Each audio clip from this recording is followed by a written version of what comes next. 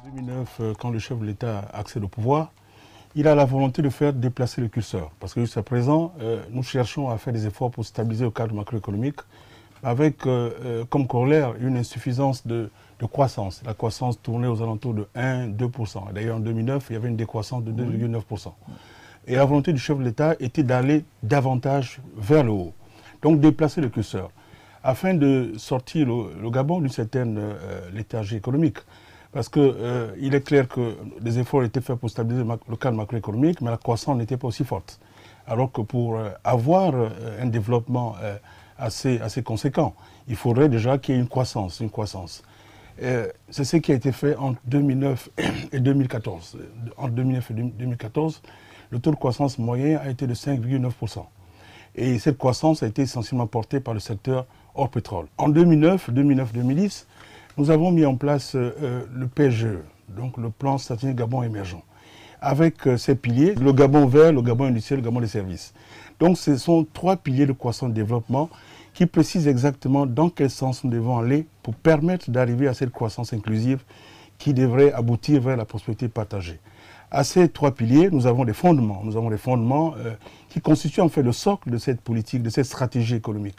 Les fondements, c'est le capital humain, c'est un élément essentiel parce que pour permettre d'avoir un saut qualitatif dans le domaine industriel, dans le domaine économique, il faudrait avoir des Gabonais bien formés. Donc le capital humain est essentiel.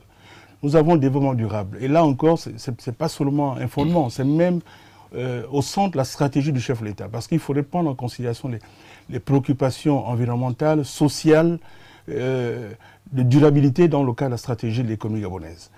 Nous avons le volet infrastructure parce qu'il est clair que les pays africains aujourd'hui n'arrivent pas à augmenté de façon considérable la croissance potentielle à cause des goulots d'étranglement dans le domaine infrastructurel. Et à ce niveau, résoudre le problème des infrastructures est essentiel pour booster l'économie. Nous avons la gouvernance, parce que la gouvernance est essentielle, parce que la bonne gestion des finances publiques, gouvernance économique, sociale et politique, ce sont des éléments indispensables pour avoir une économie dynamique. Alors, durant ces années, nous avons eu de très forts frémissements qui ont permis de commencer à renforcer la résilience de l'économie gabonaise. Vous verrez que, vous pouvez constater, si l'économie a eu à croître, malgré la décroissance observée du secteur pétrolier, c'est qu'il y a une mutation. Il y a une mutation des secteurs aujourd'hui qui portent la croissance au niveau de l'économie gabonaise. Ces secteurs, vous avez l'agro-industrie, vous avez l'industrie de bois, qui est la traduction de la mesure prise par le chef de l'État d'interdiction d'exportation de grumes. Ce sont tous ces éléments, le secteur minier, le secteur tertiaire, donc le secteur des services, à la fois télécommunications, commerce et tout le reste, qui permet aujourd'hui de dire que l'économie gabonaise a renforcé sa résilience, mais il faudrait poursuivre. Heureusement que nous avons commencé avec cela, sans quoi nous aurions pu être plus frappés par l'impact de la baisse des coûts du pétrole. Le fait qu'il y ait eu des efforts pour diversifier notre économie, nous en sortons mieux que d'autres pays.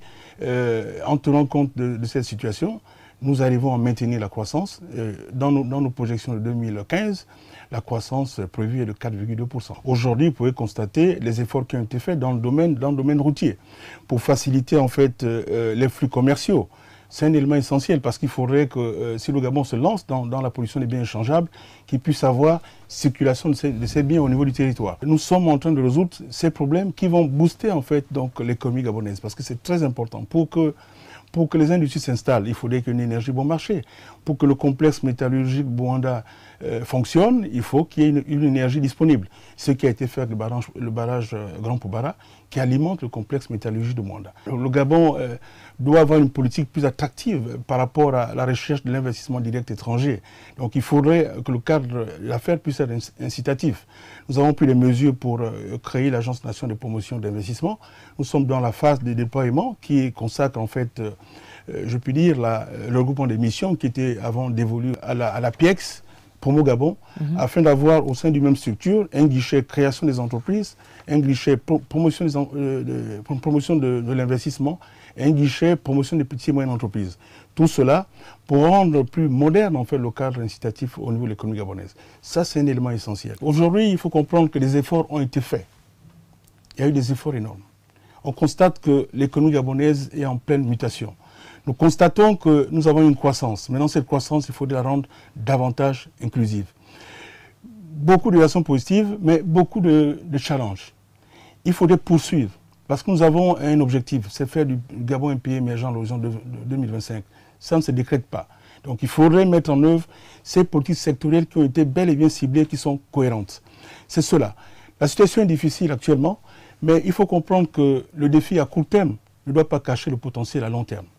C'est cela. Il faudrait que le Gabon puisse gérer cette période particulière, ne pas casser la dynamique au niveau de l'économie. Et pour gérer cette période particulière, il faudrait maintenir absolument la viabilité au niveau des finances publiques. Une gestion saine des finances publiques, une politique soutenue en matière de réformes structurelles, parce que la clé pour renforcer la résilience de notre économie, permettre que nous puissions être au rendez-vous de 2025, c'est de poursuivre les réformes structurelles.